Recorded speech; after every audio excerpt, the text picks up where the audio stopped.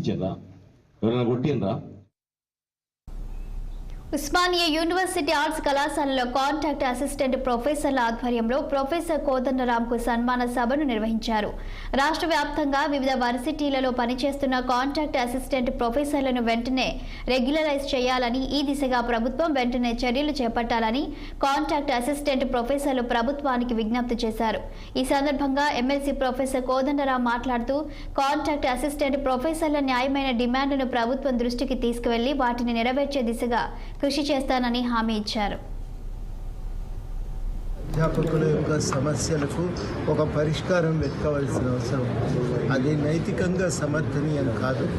ఎందుకంటే ఒకే కాలేజీలో ఇద్దరు లెక్చరర్లు ఒకరికి ఒక జీతం ఇంకొకరికి ఇంకో జీతం ఇవ్వటం అది చట్టపరంగా రాజ్యాంగంలోని సమానత్వ హక్కుకు విఘాతం కలిగిస్తుందని సుప్రీంకోర్టు చెప్పి అట్లాంటి అసమానతలను తొలగించాలి, సమాన పనికి సమాన వేతనం ఇవ్వాలని కూడా అన్నది. అదేవిధంగా మనకు యూజీసీ కూడా తక్కువ జీతాలు ఇచ్చి పనిచేయించుకోవటం సమర్థనీయం కాదు. వాళ్ళకు కూడా మిగతా అధ్యాపకులకు ఇచ్చిన విధంగానే బేసిక్ పే తర్వాత మిగతా ఎలవెన్స్లు ఇవ్వాలని కూడా వారు కూడా ఆదేశాలను జారీ చేసిండ్రు. అయినప్పటికీ కూడా మరి గతంలో ప్రభుత్వాలు పట్టించుకోలేదు. ఇప్పుడు అధికారంలోకి వచ్చిన కాంగ్రెస్ పార్టీ స్పష్టమైన హామీ ఇచ్చింది కాబట్టి పరిష్కారానికి ఒక అవకాశం ఏర్పడింది, ఒక చర్చకు కూడా తెరలేసింది.